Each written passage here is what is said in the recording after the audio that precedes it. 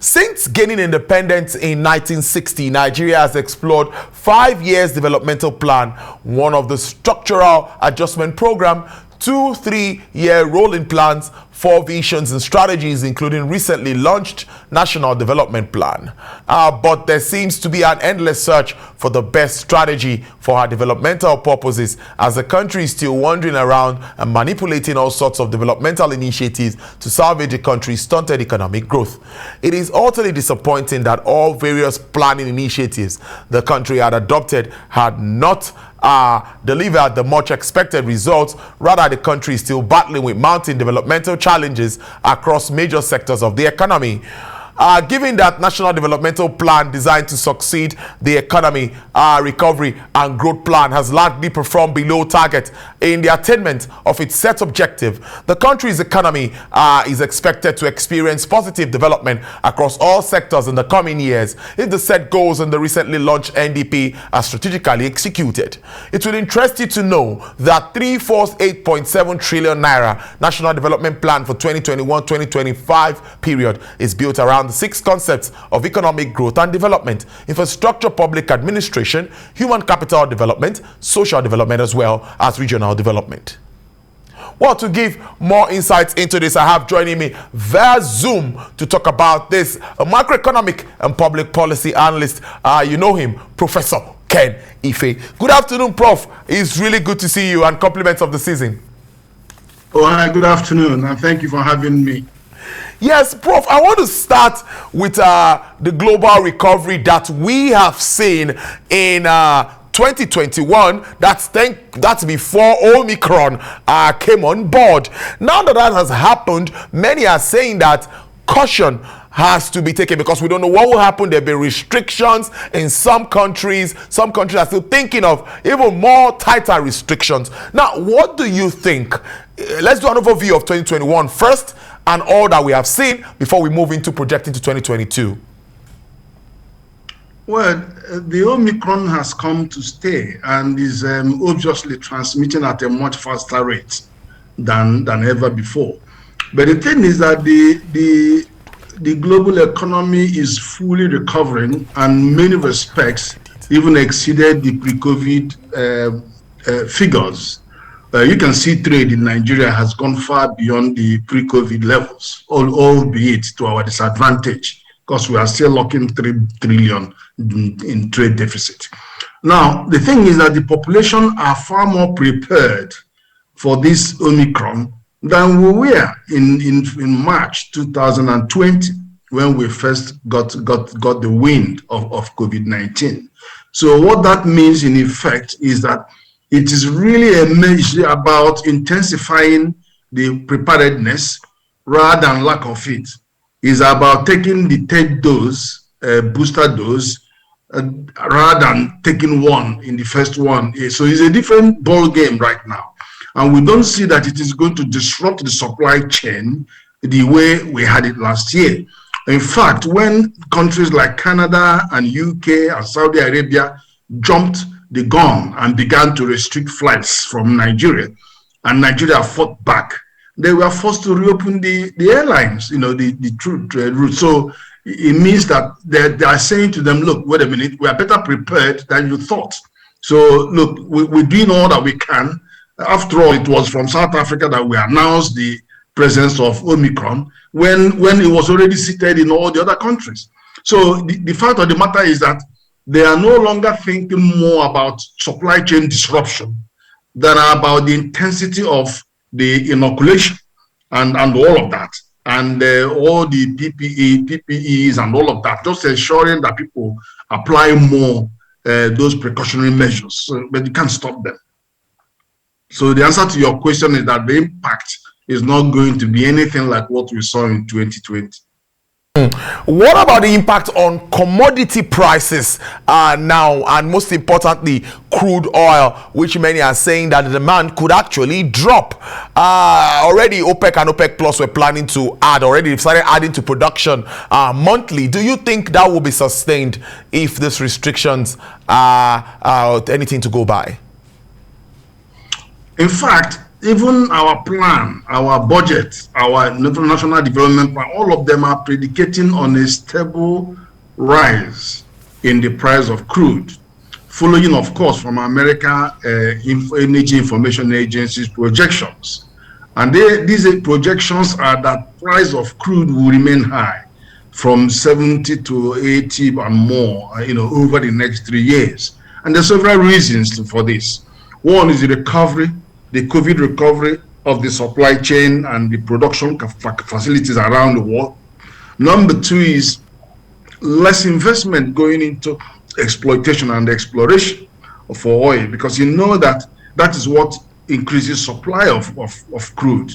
So when many investors are now less appetite to invest in exploiting new sources of oil and finding new wells, because they are expecting by 2030 that there will be less demand for crude, because of electric cars and all kinds of things. So that sends a signal that the prices are going to be high, because every day there is the cost of the drilling the crude keeps increasing, because it's more expensive to get the last drop of crude in your well as it is when you discover new wells. So that those two factors inexorably are pushing the prices. And then you've seen less aggression from America, from the shale oil side of the thing, where the federal government is saying to them, I don't want shale oil, them federal lands. So it's all working to our favor. So in all, we are more optimistic that the prices will be reasonably high, above benchmark, over the period of the next 3 years. Prof, for 8 consecutive months, we've seen inflation decline from about 18.2%, and at the moment we're around 15.4% for November 2021. Now, this trend is something that many will say is a welcome development, though some will argue that it doesn't actually correlate with the prices of goods and services. That's talking about the hike in the prices of all that we need, even at this time, festive season. It's a two-way question. Do you think we'll continue this trend, that's this decline, considering the fact, this is what we've been talking about, everyone has been talking about, the fact that subsidy might be removed in February, both on electricity and on PMS. If that happens, what do you think would happen to inflation? Well, first of all, the projections to 2025 on inflation is that it will come down to 10%. Some projections actually say 9%, single digit. So then the drivers of inflation are also attenuating, because the key driver is one, money supply, then two is the food sub-index. If you look at the food sub-index, it has always maintained a distance of 5% to the core inflation. No, not to the headline inflation, this composite price in the CPI, over 3 years. But now that 5% has shrunk to less than 2% now. And at the same time, it used to be about 9% gap between food supply sub-index and core inflation, because core inflation is all indices minus food supply. So it used to be around 9% gap. Now it has narrowed down to under 3%. So what that says is that the food is driving the downward trend on inflation. And you can see that compared to last year, where we had flood. This year we didn't have flood. And that flood have affected grains so much. You remember this time last year, we were buying onions 4,000 naira per basket, and the tomato 3,500 naira per basket. I was in the market yesterday and this morning, and the same onions are now 1,500, and the tomato 1,300, 1,004 basket. So there are areas in the food, especially the grains, where the prices are coming down. But the fact that they are coming down on food does not mean that all the spare parts are not going up. All the other imported related items are going up. So other things are going up. Transport costs are going up, but on average, the whole thing is coming down and driven by the food. The food is the main driver of very high inflation figures that we are seeing. But don't forget, that there are two aspects of this figure. There is the standard inflation is based on a 12 month. So is what you saw today compared to the corresponding period last 12 months ago. But, so whilst in relation to last year, the prices are coming down, but month on month is going up. You see, if you look at the headline inflation is where 15.4 is down compared to 15.99 last October. But core inflation is actually gone up from 13.23 to 13.85. And if you look at food is down, and is the driver, that is the driver. Then urban inflation is gone up month on month from urban sub from 15.47 to 15.92. Now, when urban inflation, urban sub is higher than CPI, be at 15.992 is higher than 15.4. What it tells you is that the theater of inflation is in the urban areas. And then compared to rural is 14.8, which is lower than the CPI. It tells you that if you know the distance between rural and urban is always the transportation cost, the energy cost, all the whole things are happening in the city. So spare parts and all that, they all consume more in the city, clothing. So all those things breeding high inflation are always in the city, compared to the rural areas. Well said, Prof. Prof, let's continue with also our reserves, because this is an opportunity for us to take this, at least talk about those that we can really talk about, the key issues surrounding the economy for the year 2021 as we wrap up. But I see that the reserves are doing pretty well. Many will say maybe because of the Euro bonds and all of that, but it's closing the year very, very good. We started the year around about 35.6 billion US dollars, but it's up to about 40.79 as at December 17, 2021. This looks good. Do you also see us sustaining this? We still have issues around FX, which remains very, very worrisome. Absolutely worrisome. Now, the thing is, normally, under normal circumstances, we will be expecting $3 billion every month from NNPC heading to our reserves. But there's nothing like that this whole of this year. Central Bank hasn't got anything because the NNPC did a direct swap deal with the refiners, foreign refiners, sending them the crude in exchange for refined products. And then the balance of the money they have, they use to subsidize. And they send the governors away empty-handed. So CBN has not been benefiting from those. So the only source it's getting is all other sources, including, of course, the external borrowing. The thing is that with the forex that we have has to prioritize debt service because we have debts that are incurred in dollars and denominated in dollars, and we have to service them. If we ever miss one payment, then the rating agencies will come down on us like a ton of bricks. And everything will go, will go haywire. So there are other priorities. So I really don't know how the central bank is able to muster this marginal increase in the forex, in the foreign reserves, and still able to temper the. By and large, 93% of our forex activity are within the formal banking sector. It's only that 7% that is in the BDC that is causing all the furore in the country. That's what is causing all this palaver. Because there's dollarization of our economy, there's increasing security, people are speculating more, there's higher speculation in the speculation affects forex the most. And then you have traders that are all jumped into buying dollars at any cost and importing from China. If you look at the trade figure last month, it was ridiculous. That only country that we are at par with is Netherlands. Not Netherlands, it's India. 700 plus billion imports, 700 plus billion exports. That's the only country that on paper we should be doing business with. Netherlands is only halfway. But to see China drawing 2.44 trillion naira from Nigeria of imports and nothing to show for the export is ridiculous.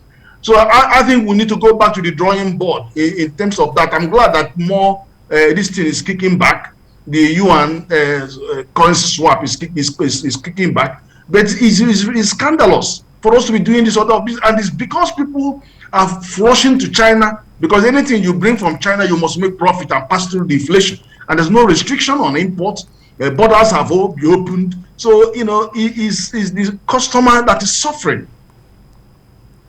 Really suffering. Prof, let's now do a little bit of also assessing efforts by the Apex Bank. Yes, many have said that the CBN has been almost everywhere trying to just reactivate, recharge this economy, if that word can be used. But let's look at some of the efforts by the Apex Bank to stabilize the economy. We've seen direct focus on the pharmaceutical space. We've seen direct focus on the textile and apparel, talking about clothes making and all of that, cotton and all of that. And the big one is agric, which we all know, the Anchor Borrower scheme and all of that.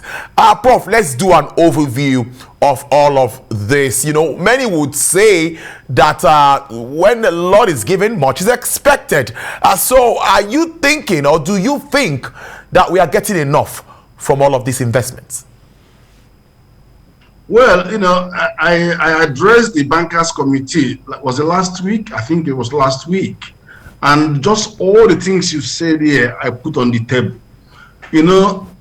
This current central bank is the most MSME friendly of central banks in our living memory, because it believes in rebuilding the economy.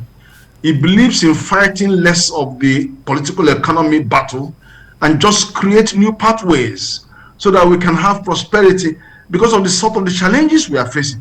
This country faces three existential challenges. We have the insecurity, which do nothing is not an option. We will all be overrun like Afghanistan within weeks. And I don't know how many people have somewhere to go. Then you have the second one, which was the COVID. And look at the way CBN led the attack on COVID last year. Quite unlike the previous recession, stagflation of 2017 CBN was left to fight it alone. And that was why it tried all the macroprudential measures, it tried devaluation, all that. It went to capital account control, it didn't work. It now went to policy demand management, and then expelled 43 items from a forex eligibility. But it didn't stop there. He decided that it's not enough to say to them, go away and go and find your currency. You have to do something about export substitution, import substitution, and backward integration. So he decided to start funding that gap, which is to put money on rice and 10 presidential value chains. And you've mentioned some of those. 4 million farmers in Nigeria suddenly accessing finance with no collateral, just their BVN, and then the satellite coordinate of your 1 hectare or whatever. But it's not just that money has diffused and it's about over 800 billion naira. Now, it's not just that, but what he has done was to fundamentally restructure that industry and make sure we now have commercial farming. And then you have those farmers, subsistence farmers, and outgrowers. So we have now built and cultivated the base to provide agro raw materials for our industries. So that's why instead of taking on the industry, which is 80% of which are just importing raw materials from abroad, and pharmaceutical just 100%, he said, no, leave that political battle. I will set up a new vista. And that's why he said 100 for 100 PPP. In 100 days, 100 companies will get as much as 5 billion each. About 360 of them will get in a year. 1.7 trillion is going to be on the table per year. That is to create new caliber, where at least 50% of your raw material must be from Nigeria. At least 80% of your workers must be from Nigeria. So you are not fighting the old regime. Leave them there and just create a new one. You already created raw materials. You now link them. And then you close up the biggest weakness in our production system, which is the manufacturing segment. That's the biggest weakness. The link between the production and processing is the biggest link, weakest link in the economy. So now he's addressing it. And I'm asking all the banks to rise to this challenge and support the central bank so that we can create new opportunities. Now, the third existential problem is unemployment. Now, to tell the government that you will do nothing is not an option. It's not an option because if you have 33% average unemployment and young people is over 52% and then underemployment 20%, you are telling me to do nothing when 72% of your young people are roaming on the street without jobs, when 7% of the people graduating are the only ones that get jobs, 93% no job. You can't do that. You just cannot sit down. Whatever it takes to engage them and to borrow money to make sure that after all borrowing, you can only use it for capital investment or for human resource development. And the human resource development is health, is education, is employment. So we have to go down that route. Because if you remember in Tunisia was 15% unemployment. One young man came out on the street, put petrol on himself, and the rest was history. The whole of North Africa countries were in flames. And we are about 5 times more than that number. So nobody can say that, we've been talking about all this debt. You have to grow infrastructure, for goodness sake. Well, our stock of infrastructure is only 35%. South Africa is 80%. Most countries are 100% of GDP. And one is only 35% of GDP. I believe that we should spend on infrastructure that connects to economic activities that have a good chance of yielding positive return. So that's why the law requires you, the Fiscal Responsibility Act 2007 requires you to do a cost-benefit analysis and borrow money on concessionary terms for long period of time and on those conditions, those 2 conditions. So that's the law. And we can't be sacrificed because of numbers and policies. We've got to have to look after ourselves and look at the coordinated measure between the fiscal and monetary authorities last year, very, very quantitative. We see the enrolling out 3.5 trillion, the fiscal authority 2.3 trillion, and the even CBN put 1.5 trillion to the fiscal sustainability plan. And all of them just brought us out straight away within a quarter out of recession. So we have a price we are paying, which is inflation, higher inflation. Yes, we are paying that price, but it's a price worth paying as long as you are addressing growth and employment and the poverty reduction. Finally, now, Prof, you've touched on that critical thing to infrastructure, and it takes me to Infraco, which the CBN also has a role. I think the CBN, NSIA, and the AFC will be coming together with about a seed capital of 1 trillion naira. That's about $2.6 billion.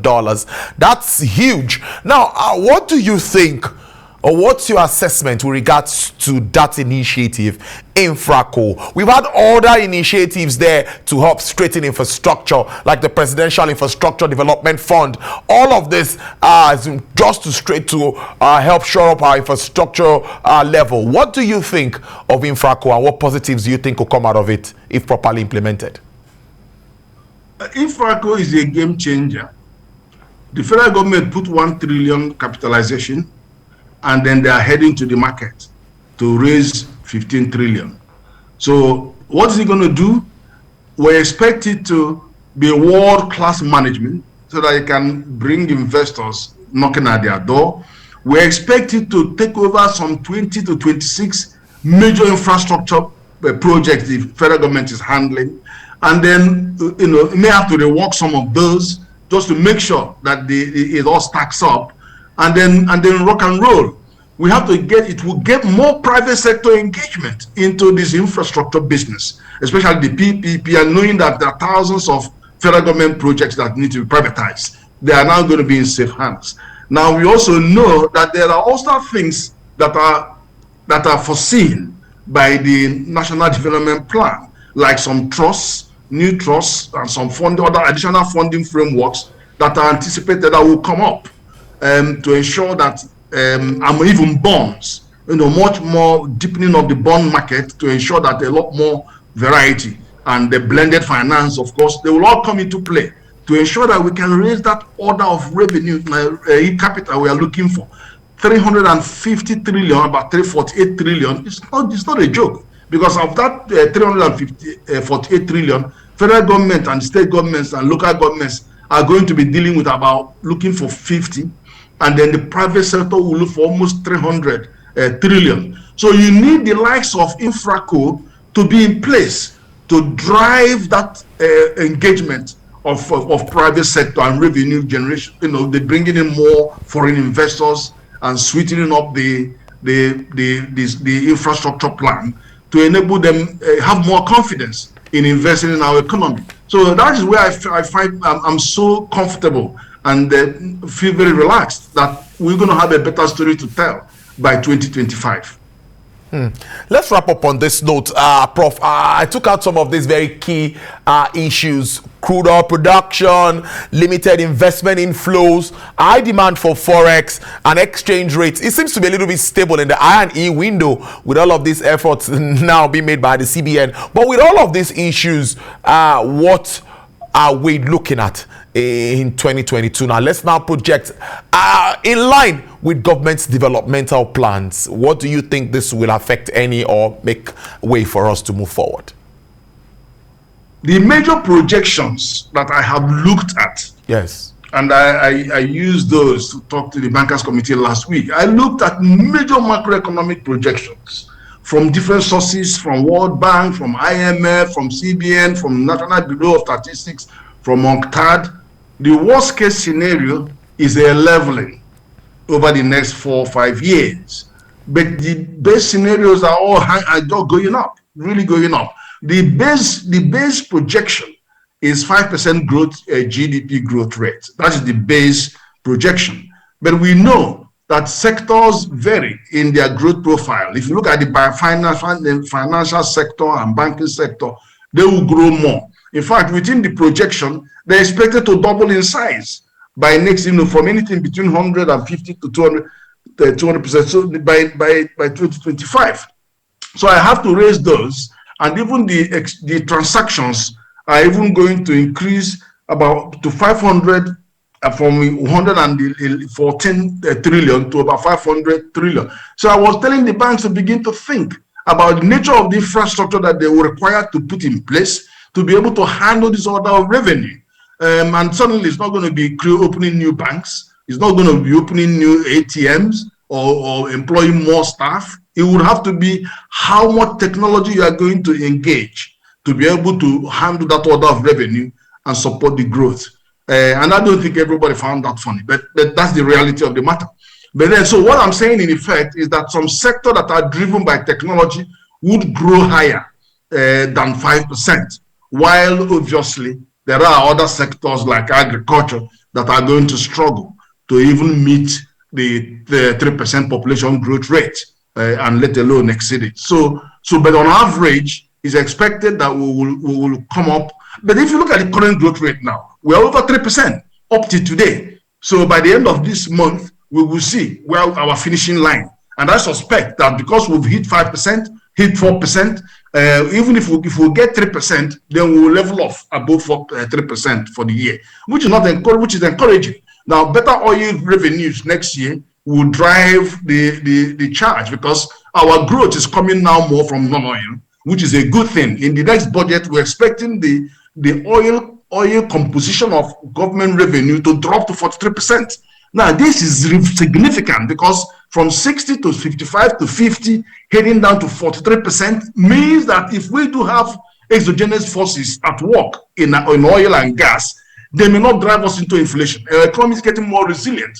In the same way, I also saw the projections of next year. The debt service to government revenue is going down.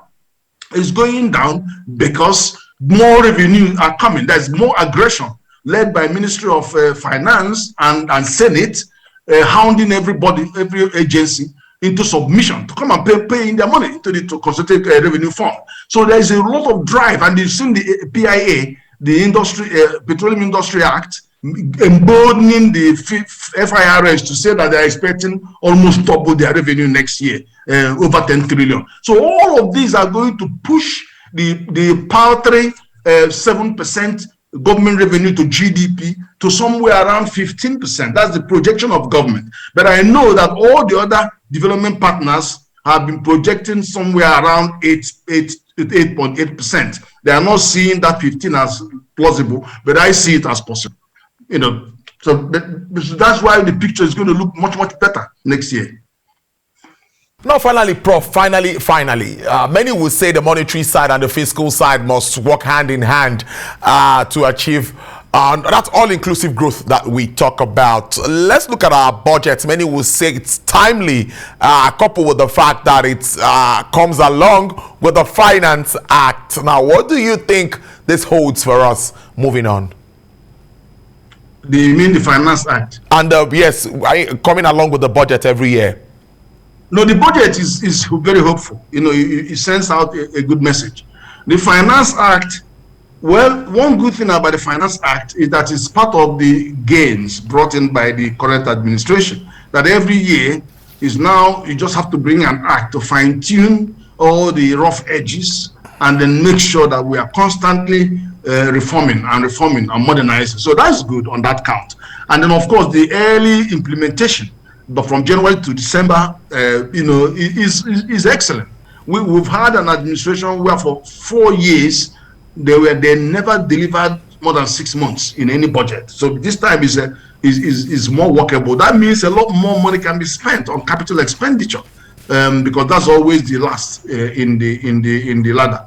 Right. Having said that, the Finance Act, there's something interesting I found in the Finance Act, which is trying to deal with foreign elements that make money from Nigeria without paying taxes. So let me explain. In services, there are 3 modes. There are mode 1, mode 2, mode 3. You see, the law says if you are, wherever you are, if you are making money in Nigeria and generating profit in Nigeria, you have to pay tax in the constituency where you generate profit.